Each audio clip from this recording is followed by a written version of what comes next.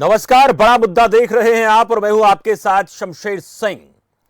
कोई बैंक से लोन लेकर नहीं चुकाता है, कोई लोन लेकर फरार हो जाता है, कोई साठ गांठ कर बैंक को चूना लगा देता है, कोई चेक का क्लोन बनाकर पैसे हड़प जाता है और आम आदमी से वसूले जाने वाले टैक्स को मिनटों में कोई हजम कर जाता है।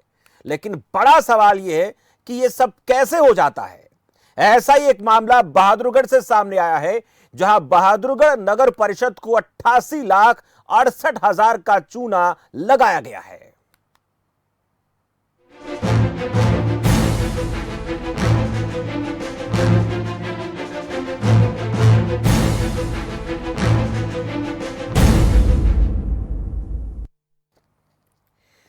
बहादुरगढ़ नगर परिषद को 88,68,000 का चूना लगा है। प्रधानमंत्री आवास योजना के खाते से 8 अलग अलग चेक के जरिए 88,68,000 रुपए निकाल लिए गए। बताया जा रहा है कि बिहार के रहने वाले राम आसरे नाम के शख्स ने पैसे निकलवाए और दिल्ली ब्रांच के पंजाब नेशनल बैंक से चेक क्लियर किया। यानी पंजाब नेशनल बैंक सुर्खियों में हमेशा ही रहता है। आपको बता दें कि बहादुरगढ़ की आईडीबीआई बैंक में नगर परिषद ने प्रधानमंत्री आवास योजना का खाता खुलवाया है। नगर परिषद फंड के खाते से भी क्लोन बनाकर 9,93,000 रुपए निकाल लिए थे। परिषद के अधिकारियों को जब इसकी भनक लगी तो एक्सिस बैंक ने 9,93,000 रुपए वापस नगर परिषद के खाते में ट्रांसफर कर दिए। फिलहाल 88,68,000 की चपत नगर परिषद को लग चुकी है। नगर परिषद के खाते से हुई लूट की लिखित शिकायत मिलते ही पुलिस ने मामला दर्ज कर लिया है। लेकिन सवाल यह है कि नगर परिषद को 8 चेक से लगातार चूना लगाया जाता रहा, लेकिन इसकी भनक तक नहीं लगी। क्यों नहीं लगी? सवाल यह भी कि दिल्ली के जिस पीएनबी बैंक से लाखों के चेक क्लियर हुए हैं, उसने चेक क्लियर कैसे कर दिए? वहां से कैसे इतने रुपए के चेक को क्लियर कर दिया गया, वो भी पीएम आवास योजना अकाउंट से? और सबसे बड़ा सवाल ये कि 88,68,000 की धोखाधड़ी का असली जिम्मेदार कौन है? आज इन्हीं सवालों को लेकर हम बातचीत करेंगे। हमारे साथ कुछ मेहमान जुड़ेंगे, कुछ मेहमान जुड़ चुके हैं, उनका परिचय मैं करा देता हूं। नगर परिषद चेयरपर्सन प्रतिनिधि संदीप राठी हमारे साथ हैं। संदीप राठी जी, बहुत बहुत स्वागत है आपका। और धन्यवाद जी। ललित कुमार बहादुरगढ़ से हमारे संवाददाता, उनसे जानेंगे पूरा मामला क्या था। और प्रवीण जैन एससी जो इस पूरे प्रकरण के बारे में समझाएंगे कि ये सब हो कैसे जाता है। सबसे पहले ललित, आपसे जानना चाहेंगे ये पूरा मसला क्या है और ये कब से हो रहा था, इसके बारे में जानकारी क्यों नहीं मिली, कितने समय से ऐसा हो रहा था और ये सब हुआ कैसे, और इसकी जानकारी नगर परिषद को नहीं लगी तो क्यों नहीं लगी? क्या जानकारी आपके पास? और मामला अब पुलिस में जा चुका है, अब तक कार्रवाई क्या हुई है? जी शमशेर, बिल्कुल मैं आपको बता दूं, बहादुरगढ़ नगर परिषद को 88 लाख से और 68,000 रुपए का चूना लगाया गया है, जो अलग अलग 8 चेकों के जरिए यह पूरा वारदात को अंजाम दिया गया है। और दिल्ली की पीएनबी बैंक की शाखा से यह पूरा मामला प्रकाश में आया है। और जो बिहार का रहने वाला राम आसरे व्यक्ति है, जो जिसने विभिन्न चेकों के जरिए पैसे निकलवाए गए हैं, प्रधानमंत्री आवास योजना के तहत यह पैसे निकाले गए हैं और करीब 1 महीने भर से यह काम चल रहा था। और जिसके द्वारा जैसे ही नगर परिषद के अधिकारियों को इसका पता लगा, तुरंत उसकी एफआईआर करवाई और जितने भी खाते थे नगर परिषद के, उसको सीज करवा दिया गया है। और नगर परिषद के अधिकारियों द्वारा जो बैंक के चेक दिए गए हैं, उसमें चेक भी नगर परिषद के पास है, उसके क्लोन बनाकर जो उसके द्वारा पैसे निकाले गए हैं। लेकिन इसमें एक अहम बात यह सामने आई है कि जिस बैंक से यह पैसे निकाले गए हैं उसकी क्या भूमिका रही है, क्योंकि जैसे ही मशीन के जरिए इसको उसमें लगाया जाता और उसको तुरंत पता लग जाता कि यह नकली साइन है और नकली चेक है। लेकिन जो भी अधिकारी इसमें मिला हुआ है, उसके खिलाफ भी कार्रवाई की जाए। और अभी तो यह मुद्दा देखने वाली बात होगी शमशेर, क्योंकि जिस प्रकार से पैसे निकाले गए हैं, प्रधानमंत्री आवास योजना के खाते से ये सारा पैसा निकाला गया है। जब उसमें कुछ पैसे रह गए, 1 लाख 2 लाख रुपए जब रह गए, उसके बाद जो सातिर बदमाश है उसके द्वारा जो ठग था उसके द्वारा जो एक्सिस बैंक में चेक लगाया गया, जिसका पूरा पर्दाफाश हुआ, जिसके बाद अधिकारियों को सूचना दी गई। सूचना मिलते ही अधिकारियों ने तुरंत से एक्सिस बैंक में उसकी शिकायत की गई और जिसके रहते जो 9 लाख कुछ रुपए का जो चेक था वह वापस किया आया है। उसके तहत जैसे ही अधिकारियों को इसकी सूचना मिली, चिट्टी थाना में इसकी सूचना दी गई, एफआईआर दर्ज करवाई गई और एफआईआर के बाद जो शहर थाना पुलिस ने उसने जांच बिठा दी है और जांच में बनाकर जो आरोपी है, जो ठग है, उसकी तलाश शुरू कर दी है। सबसे अभी तक कोई तार जोड़ने की कोशिश की है पुलिस ने ललित, कि जो आरोपी है जिसने ये सब फ्रॉड किया है वहां तक पहुंचने की बात हो पाई है, या अभी पुलिस जो है वो कोशिश में है, लगातार प्रयास में है, या कुछ सुराग मिला है कि कौन व्यक्ति है, कहां से है और इसने ऐसा क्यों किया? जी शमशेर, बिल्कुल जिस खाते में ये पैसा ट्रांसफर किया गया है वह बिहार का खाता है और बिहार का रहने वाला राम है और जिसने दिल्ली के पीएनबी बैंक से यह पूरी पेमेंट निकलवाई है और अलग अलग 8 चेकों के जरिए यह पैसे निकलवाए गए हैं, जिससे साफ अंदाजा लगाया जा सकता है जो बैंक कर्मचारी है उसकी भी मिली भगत है। जो दिल्ली में जिस बैंक से यह पूरे वाकये को घटना को अंजाम दिया गया है उसमें वह भी इसमें शामिल हो सकते हैं, क्योंकि जिस प्रकार से जो साइन है, जो ईओ है, जो पहले यहाँ पर थे अपूर्वा चौधरी, उसकी 10 तारीख को बदली भी हो गई है। उसके बाद भी जो उसके साइन है बैंक में बदले गए हैं, जो ईओ नए आए हैं उसके साइन वहां पर लगा दिए गए हैं, भेज दिए गए हैं। जिसके बाद भी 25 तारीख का बैंक में चेक है, जो चेक क्लियर के लिए आया, क्लियर हुए, वह भी अपूर्वा चौधरी के साइन है, जिससे साफ अंदाजा लगाया जा सकता है कि किस प्रकार से नगर जो बैंक के अधिकारी हैं उसकी भी लापरवाही इसमें साफ देखने को आई है। यानी ललित आप ये कह रहे हैं कि जो बैंक अधिकारी हैं जिनके हस्ताक्षर बदल गए हैं, उनकी ट्रांसफर हो गई है, उसके बाद ये उसी हस्ताक्षर से युक्त पैसे निकाले गए जो पहले वाले बैंक अधिकारी थी उनके हस्ताक्षर से युक्त ये चेक हैं, यानी जो क्लोन बनाया गया है। नगर परिषद के अधिकारी थे उसके हस्ताक्षर के बाद ये पैसे निकाले गए हैं, जिसमें पुलिस ने कार्रवाई भी शुरू कर दी है, क्योंकि इसमें जिस खाते के पास पैसा ट्रांसफर हुआ है उसकी जांच शुरू कर दी है और उस खाते से भी जिसमें रामाशीष का खाता है उसमें से भी जो खाते अलग अलग ट्रांजेक्शन की गई है, अलग अलग खातों में पैसे डाले गए हैं और जो एटीएम से पैसे निकाले गए हैं। और आज भी एक बैंक क्लियर के लिए आया था, उसमें एक्सिस बैंक में, वह भी रोक लगा दी गई है, उसकी भी जांच की जाएगी, क्योंकि जो कल जो पूरे जितने भी नगर परिषद के खाते हैं उसको सीज कर दिया गया था और उसमें के बाद जो 9 लाख समथिंग रुपए का जो पैसे आए हैं उस पर भी जांच की जा रही है। और बात यह है, एक खास है इसमें शमशेर, जिस प्रकार से प्रधानमंत्री आवास योजना के तहत जो पैसे निकाले गए खाते से, उस बैंक खाते से 1 लाख से ज्यादा पैसे नहीं निकाले जा सकते थे। एक बार में 1 लाख रुपए पैसे निकाले जा सकते हैं, क्योंकि जो प्रधानमंत्री आवास योजना उसके तहत 2.5 लाख रुपए जो उपभोक्ताओं को दिए जाते हैं घर बनाने के लिए, वो है 3 किस्तों में दिए जाते हैं। पहले 1 लाख का, दूसरी भी 1 लाख की, जो तीसरी किस्त होती है वह 50,000 की किस्तें दी जाती है। लेकिन उसके बावजूद भी जो पैसे हैं एक साथ निकाले गए, इसमें बैंक अधिकारियों की साफ तौर से मिली। बिल्कुल, इसमें कहीं ना कहीं बैंक अधिकारियों की भी मिलीभगत जरूर देखने को मिल सकती है। शुक्रिया ललित इस पूरी जानकारी के लिए। तो ललित हमें बहादुरगढ़ से प्रधानमंत्री आवास योजना खाते से नगर परिषद का जो अकाउंट है उससे कैसे पैसे निकाले गए और कैसे उससे पैसे हम निकाल सकते हैं उसकी जानकारी भी दे रहे थे, लेकिन इतना बड़ा गोलमाल कैसे हो पाया, इसमें कहीं ना कहीं बैंक अधिकारियों की मिलीभगत हो सकती है। हमारे साथ अधिवक्ता सोमवीर शौराण भी जुड़ गए। सोमवीर जी, आपका भी बहुत बहुत स्वागत है। लेकिन मैं सबसे पहले नगर परिषद चेयरपर्सन संदीप जो प्रतिनिधि है उनसे बातचीत करेंगे। संदीप राठी, आप लोगों को इसकी कब जानकारी मिली कि ये जो पैसा है इसको निकाल लिया गया है?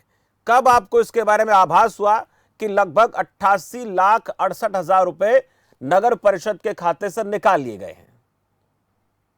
चलिए, संदीप से संपर्क टूट गया है। प्रवीण जैन से बातचीत करेंगे। जैन साहब, इतनी बड़ी अमाउंट निकल जाती है और न तो आईडीबीआई बैंक को भनक लगती है, न नगर परिषद को भनक लगती है, और जैसा कि हमें ललित बता रहे थे कि पीएम आवास योजना से एक बार में सिर्फ 1 लाख रुपए निकाल सकते हैं। क्या गोलमाल आपको नजर आता है जैन साहब? इसमें सबसे बड़ी बात यह है सर जी, सेफ्टी मेजर्स की कमी लगती है इसके अंदर। जी। और बैंक के पार्ट पे अवेयरनेस कमी है कि बैंक अधिकारियों को इसकी जानकारी नहीं है। ये दर्शाता है कि किस तरह से ये एक्टिवेट होता है आवास प्राइम आवास योजना का खाता, कैसे कैसे निकाले जाते हैं पेमेंट्स। और ये बेसिकली चेक क्लोनिंग का मामला है। ठीक है सर, इसके लिए सबसे पहले भी होते रहे इस तरह के क्लोनिंग के मामले बैंकों में और नगर पालिका में। और इसके सबसे ज्यादा जरूरत है कि इसके सेफ्टी के ऊपर, मॉनिटरिंग के ऊपर ध्यान दिया जाए। फर्स्टली तो अपने बैंक के मॉनिटरिंग करनी चाहिए नगर पालिका को रेगुलरली कि इस तरह का पेमेंट जो है डेली बेसिस पे कैसे निकल रहा है इतने ज्यादा मात्रा में। दूसरा, जो खाता धारक है वो जो चेक बुक रखते हैं तो उसको सोशल मीडिया पे पब्लिश ना करें। और जब भी उनके पास ओटीपी वगैरह आता है, ईमेल एड्रेस और ये वो सब जो है सिक्योरिटी के साथ जो है रखें और किसी को शेयर ना किया जाए। तो इस तरह काफी सारे सिक्योरिटी मेजर्स ही बेस्ट ऑप्शन है इसके अंदर। लेकिन एक जैन साहब, एक खास बात और होती है कि आजकल तो जब भी कोई पैसा निकलता है अकाउंट से तो एसएमएस की एक सुविधा है। जब हमें पता है कि इस अकाउंट में इतना सारा पैसा है तो जिस भी नाम से अकाउंट है उसमें कोई मोबाइल नंबर भी होगा, उस नंबर पर मैसेज भी आता होगा, तो क्या ये बड़ी लापरवाही है? तो सर इसमें क्या है कि मोबाइल नंबर को ट्रांसफर कर लेते हैं लोग। तो ट्रैपिंग करते हैं ना जी। फ्रॉडस्टर जो है इसको अपने मोबाइल नंबर पे ट्रांसफर करके और ओटीपी को जो है कंफर्म कर देते हैं। ये जो है सिस्टम मॉनिटरिंग और टेक्नोलॉजी डेवलपमेंट के वजह से सब हो पाता है। यानी ये जो हम बैंक में पैसा रख रहे हैं, चाहे हमारा है या किसी का भी है, हम सुरक्षित नहीं है जिस तरीके से जो। हाँ जी, यह सुरक्षित नहीं है। इसको बैंक ऑफिसर्स को ट्रेनिंग की और अवेयरनेस की ज्यादा जरूरत है आपकी। ये टेक्नोलॉजी इतना फास्ट हो गया है तो फ्रॉडस्टर इसका आसानी से फायदा उठा लेते हैं। और जो बैंक ऑफिसर्स को इतनी ट्रेनिंग नहीं दी जाती कि वो उसको मॉनिटर कर सके, पकड़ सकें। तो इस वजह से वो जो नुकसान जो है कस्टमर का होता है। जी, आ रहा हूँ जैन साहब आपके पास। हमारे साथ संदीप राठी भी फिर से जुड़ गए। संदीप राठी जी, कब आप लोगों को पता चला कि बैंक से पैसा निकल गया है? कोई आपको पहले मैसेज आया था, नहीं आया था, या फिर आपको जब पता चला तब तक सब पैसा निकल चुका था? सर इसके अंदर क्या हुआ, जो हमारा अकाउंटेंट है सर, वो अपनी मंथली बेस पर 15 डेज में 10 डेज बाद अपने अकाउंट्स की रिकॉन्सिलेशन करते हैं।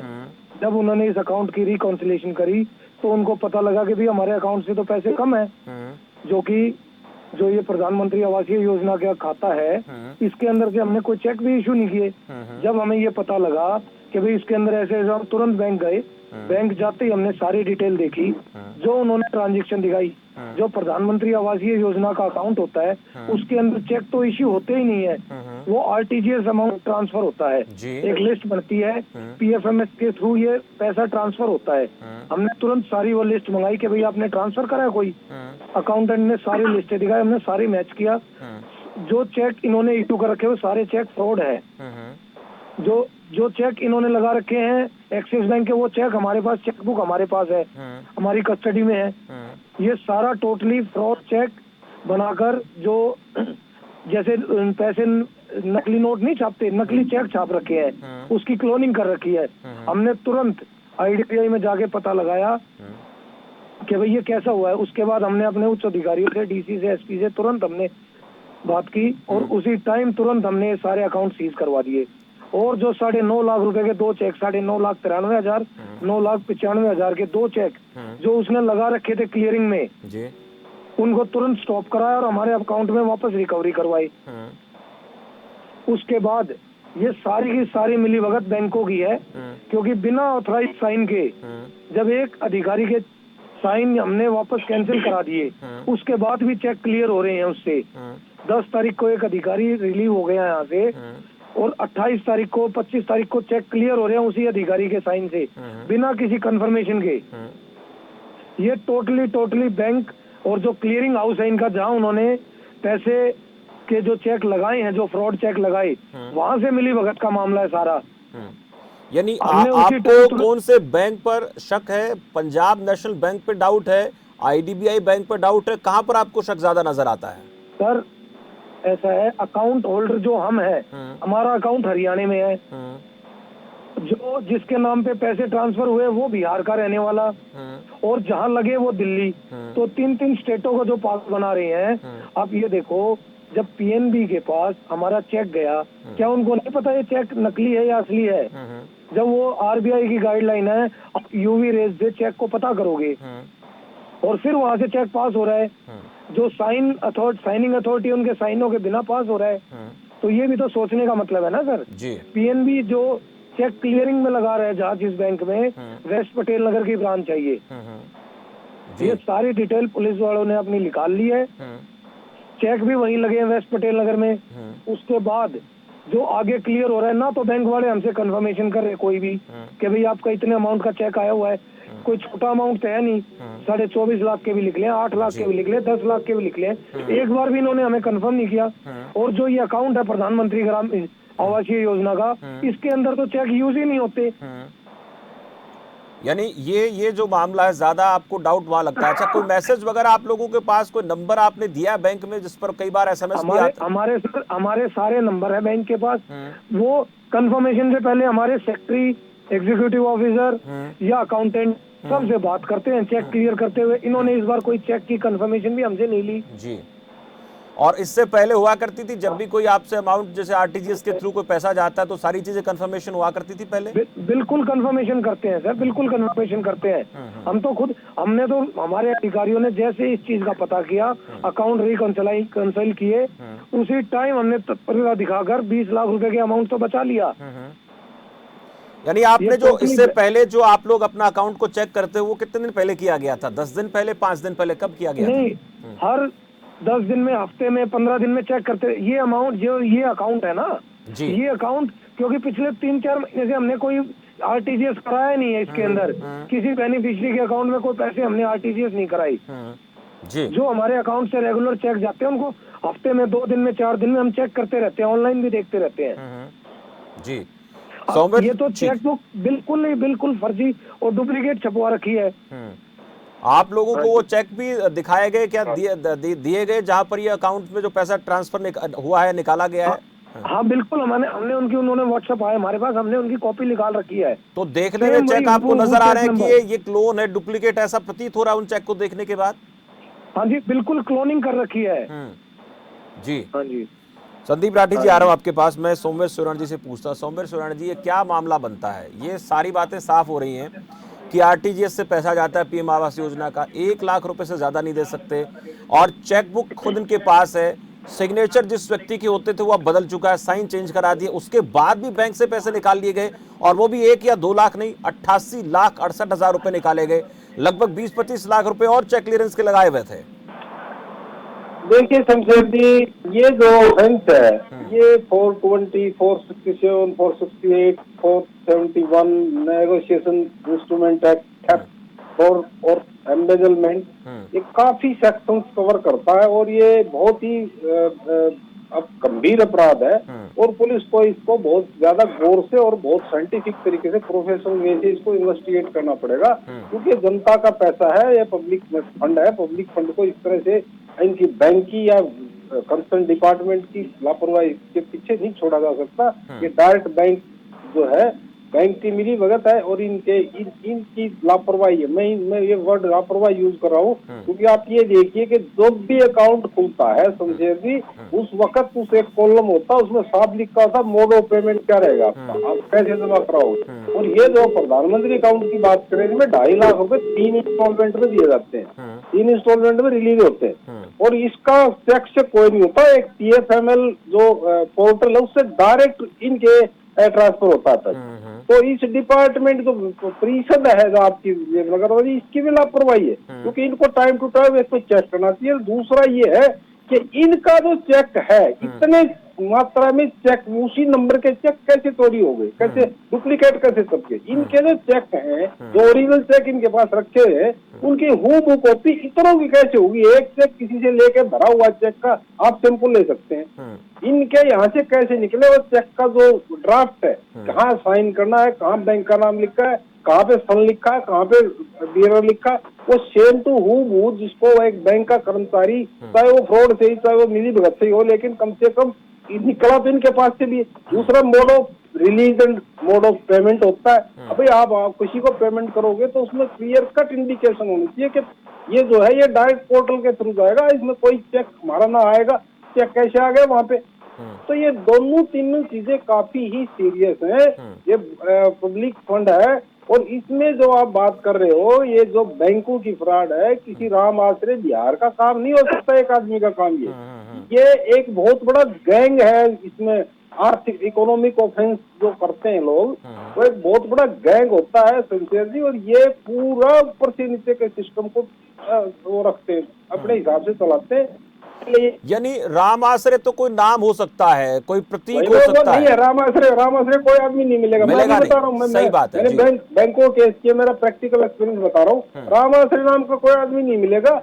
उसमें क्या है कि इन्होंने बैंक की हु कॉपी इनकी नगर परिषद का जो खाता है, इसके चेक बुक उन्होंने इश्यू करवाई या इनके यहाँ से अलमारी में से चोरी की, उसका हु प्रिंट करवाया, बैंकिंग से सेटिंग की दोनों बैंकों से, वहाँ से विड्रॉल हुआ है वहाँ पे भी और वहाँ पे जमा कराएगा वहाँ भी, क्योंकि जो बैंक जमा करता है वो सिग्नेचर करता है और आजकल कंप्यूटराइज और डाल के देख सकते हैं एक क्या सिग्नेटरी है क्या उसको, एक कितने बड़ा वो बैंक का अमाउंट। अब और बैंकों की डायरेक्शन 1-2 लाख से ज्यादा का होगा तो आप कंफर्म करोगे कि हम ये आपका चेक आया, शुड आई कैश और नो। तो ये बहुत बड़ी इनको रोकना चाहूंगा हाँ। 1 मिनट के लिए। हाँ जी। जो ये चेक इन्होंने छपवा रखे हैं ना, हाँ। हमारी जो चेक बुक है, जो हमारा चेक है, उसके सीटीपी नंबर होता है, सीटीएस नंबर, वो नंबर अलग है, चेक नंबर वही है। आपकी ड्यूटी बढ़ती है कि आप बैंक में आप इन्फॉर्म करोगे कि हमारा एक तो नंबर 1 बैंक से चेक आएगा नहीं आएगा, तो हमारा नंबर यहाँ से लेकर यहाँ तक है, जो सीटीएस नंबर आपको बता रहे हो वहाँ का नंबर होना जरूरी है। आपकी आप इसको माने ना माने, आपके भी किसी पार्ट पे लापरवाही है। पब्लिक फंड है ये, हमारी जेब का आपकी जेब का पता नहीं है, आपकी जेब नहीं है। सभी डॉक्टर बन जाते हैं। मैं आपको एक बात बता दूं, हमारे पास उसकी चेक बुक ही नहीं है जिस खाते से निकले। आप समझो, मतलब हमने अच्छा काम किया, आप उस चीज की नहीं कह रहे, हमारे पास उसकी चेक बुक ही नहीं है। मतलब आपने पब्लिक का 98 लाख रुपए दे दिया, उसका वो कुछ नहीं, और आपने 20 लाख बता दिए, उसमें आपकी पीठ सब सफाया। आप एक बात सुनो, 98 लाख आपने दे दिए। देखिए मैं आपसे कोई बहस नहीं करना था, तो इस मामले में एक आप जो ये कह रहे हो ना, डॉक्टर सब बन जाते हैं, देखिए जो डॉक्टर सब बन जाते हैं, आप कब कह रहे हो? अरे सुनो एक मिनट मेरी बात सुनो। मैं ये कह रहा हूँ कि जो क्राइम होने की संभावना है वो बता रहा हूँ, मैं इन्वेस्टिगेटिव ऑफिसर नहीं हूँ और वो तो तफ्तीश में आएगा, लेकिन मैं जो संभावना है वो होता आया है वो बता रहा हूँ। मैं आपके बैंक की पर्टिकुलर चेक की बात नहीं कर रहा। मैं एक बात बताओ, नहीं ये इतनी एक्सपर्ट टीम काम कर रही है कोई, मतलब हमारे पैसे हमें अपने घर में अपने रख रखे अकाउंट में, हमारे पास कुछ नहीं निकल रहे, बैंक वाले बताएंगे ये बैंक भी सेफ नहीं है क्या? हम ट्रांजेक्शन एक नंबर में कर रहे हैं, क्या बैंक भी सेफ नहीं है? फिर मतलब हमें बैठ के देखना है वहाँ भी। बिल्कुल, ये बहुत बड़ा इशू है, बहुत बड़ा इशू है। अपने पार्ट की बात की, बैंक सेफ है, चोरी होती है, डकैती होती है, देश को आप वो मत किए, आप अपनी बात कीजिए। आप ये बताइए, आपका जो बैंक का ड्राफ्ट है, जो बैंक का draft same to same cheque का ड्राफ्ट उनके पास कैसे गया? नहीं है। उन्होंने चेक, सुनो मेरी बात, बैंकों के अंदर जो आपकी अकाउंट की डिटेल है आप पूरे हिंदुस्तान में कहीं भी देख सकते हो। हमने वही तो बता रहा हूँ, ये एक जो साइबर क्राइम है ना, जो ये आप समझो सोमवीर जी, हम ये बता रहे हैं, समझ रहा हूँ मैं देखिए, मैं आपकी पर्टिकुलर केस की बात नहीं कर रहा, मैं एक ये बता रहा हूँ अनुभव के तौर पे कि क्राइम ऐसे होते हैं। मैं आप पे डायरेक्ट कोई मैं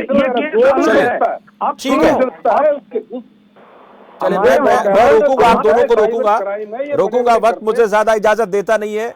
मुद्दा बहुत बड़ा है और इस मुद्दे के तार कहां का जुड़े हो सकते हैं, इस पर जांच होनी चाहिए। शुक्रिया संदीप राठी जी आपका, सोमवीर शरण जी आपका भी शुक्रिया, और प्रवीण जैन सी आपका भी बहुत बहुत शुक्रिया। एक बहुत बड़ा इशू है और ये पहले भी होता आया है। क्लोनिंग कैसे हो जाती है किसी भी चेक की, किसी अकाउंट की, बहुत बड़ा कोई जैसे सरगना है जिस पर ये काम चल रहा है, जो इसको लेकर के काम कर रहा है। जैसे सोमवीर शरण जी ने बताया कैसे मामले कई बार भी आए हैं, और इस पूरे मामले में कोई राम आश्रय नाम का व्यक्ति सिर्फ एक सांकेतिक है। इसमें जो नेटवर्क है वो बहुत बड़ा है, और वहां तक पुलिस पहुंचेगी कैसे, ये बहुत बड़ी चुनौती है। लापरवाही किस हद पर हुई, हालांकि बैंक की भूमिका इसमें जरूर सामने आती है सीधे तौर पर देखें तो, क्योंकि जितना पैसा निकाला गया, 1-2 लाख रुपए भी निकालते तो बैंक के कर्मचारी फोन करके पूछते हैं कि आपके नाम से चेक आया है, इसको हम कैश करें, ट्रांसफर करें कि नहीं करें। ऐसे में ये हुआ कैसे? जिस बैंक से हुआ उस बैंक पर सवाल खड़े होते हैं और जिन अधिकारियों ने, जिन कर्मचारियों ने किया उन पर सवाल खड़े होते हैं, लेकिन वहां तक जांच पुलिस की कैसे पहुंचेगी? बहुत बड़ी चुनौती भी है, बहुत बड़ा सवाल भी है। और ऐसे मामले अगर इसी तरह से आते रहे तो हमारे जैसे आम आदमी का पैसा, सबसे बड़ा सवाल क्या है, आम आदमी जो अपने टैक्स का, उस आदमी के टैक्स का पैसा सरकार के पास जाता है, बैंकों के पास जाता है, वहां पर वो सुरक्षित नहीं है, तो फिर बैंक किस भरोसे समझाएं? जिस बैंक पर भरोसा करके हम अकाउंट खुलवाते हैं, लाख, 2 लाख, 5 लाख, 10 लाख, 20 लाख रुपए जमा कराते हैं, करोड़ों रुपए वहां पर जमा कराते हैं, ट्रांसफर करते हैं, ट्रांजैक्शन होती है, वो बैंक सुरक्षित नहीं है। और पीएनबी बैंक की जब बात कर रहे हैं, वो तो पहले भी कई बार सवालों के घेरे में आ चुका है, हजारों करोड़ रुपए के घोटाले वहां पर हो चुके हैं। अब ऐसे में पीएनबी बैंक की साख पर भी सवाल है और आईडीबीआई बैंक पर भी कहीं ना कहीं सवालिया निशान खड़ा हो गया है। फिलहाल इस चर्चा में इतना ही, मुझे दीजिए इजाजत और आप देखते रहिए खबर फास्ट। नमस्कार।